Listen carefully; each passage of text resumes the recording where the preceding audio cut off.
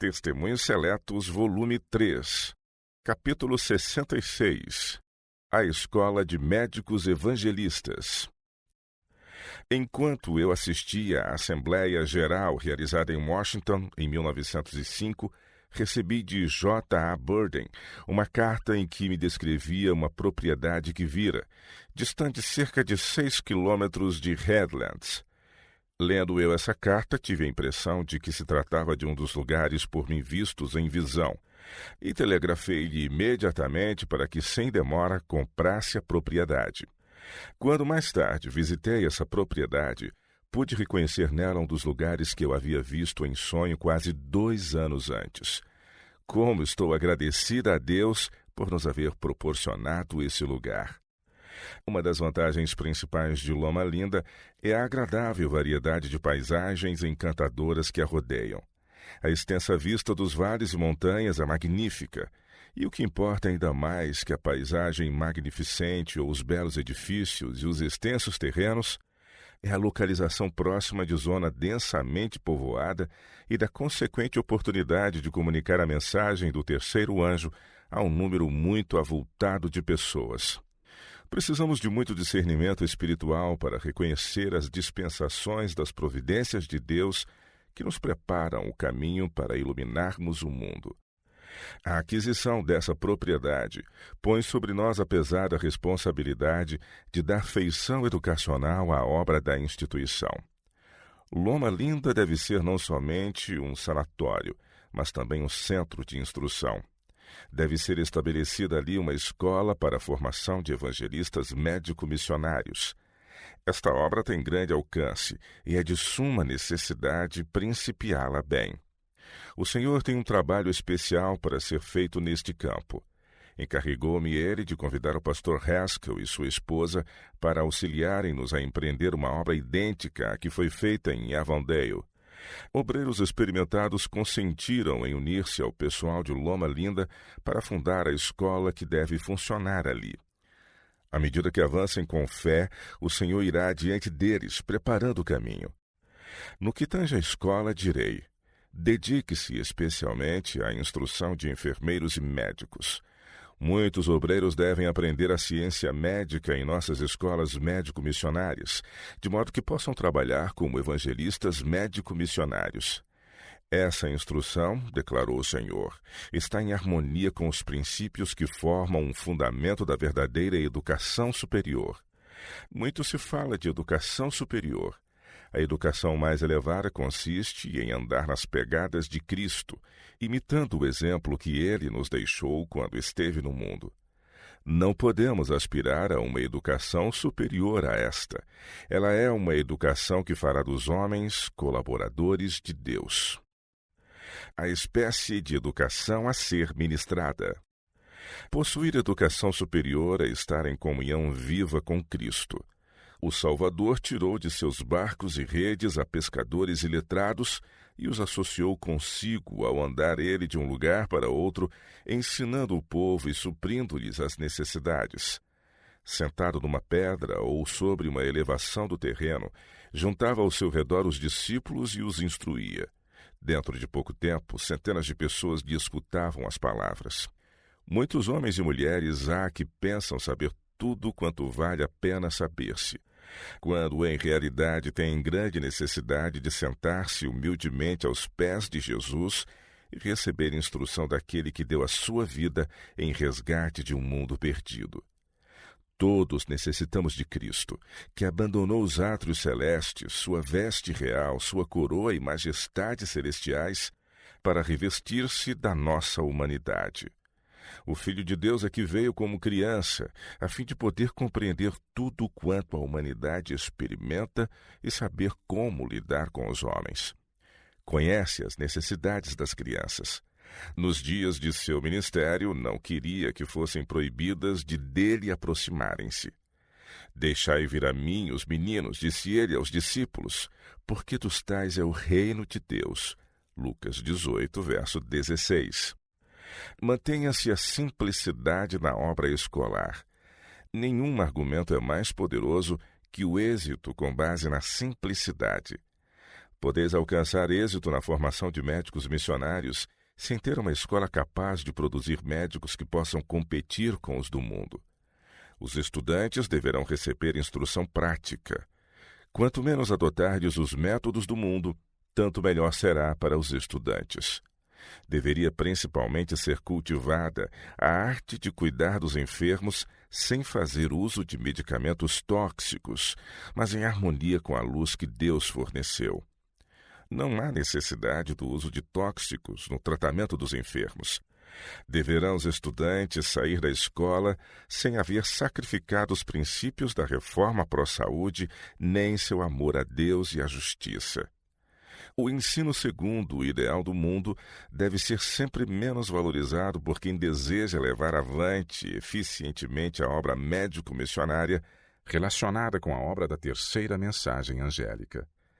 Deve-se-lhes ensinar a obedecer à consciência e, ao seguirem conscienciosa e fielmente os bons métodos no tratamento das enfermidades, esses métodos acabarão por serem reconhecidos como preferíveis aos que estão em voga e que implicam no uso de medicamentos tóxicos. Não devemos, nesta época, competir com as escolas de medicina do mundo. Se o fizéssemos, diminutas seriam as nossas perspectivas de êxito.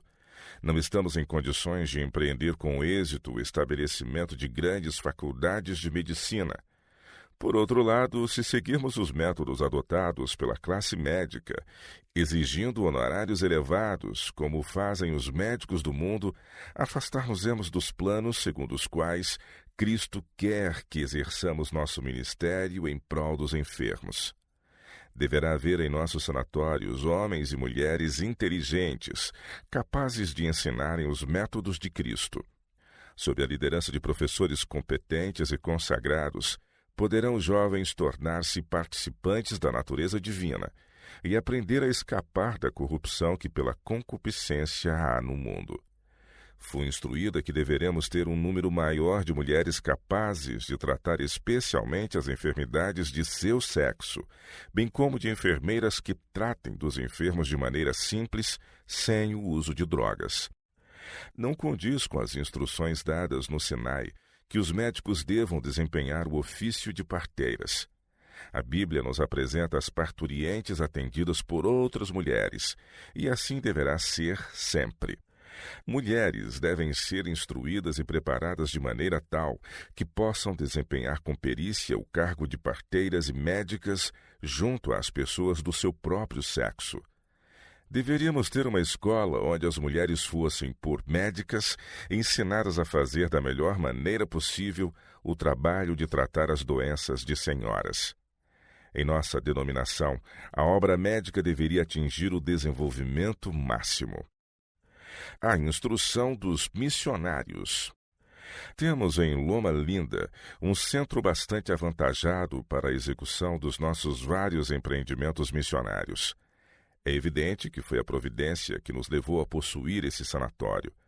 Devemos considerar Loma Linda um lugar que o Senhor previu ser necessário à nossa obra e no-lo deu.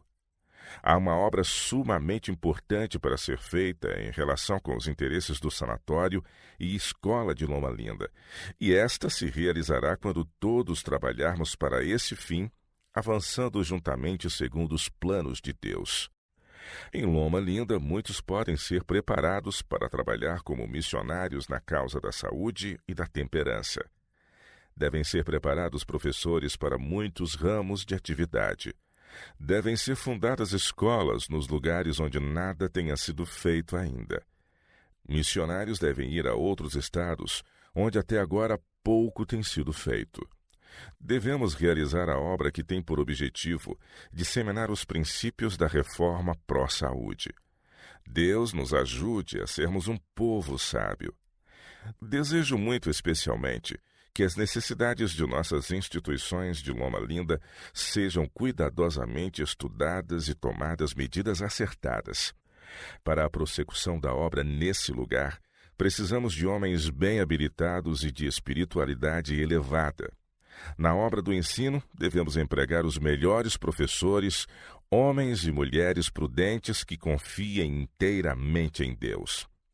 Se os professores das matérias de medicina desempenharem as suas funções no temor de Deus, veremos realizada uma boa obra.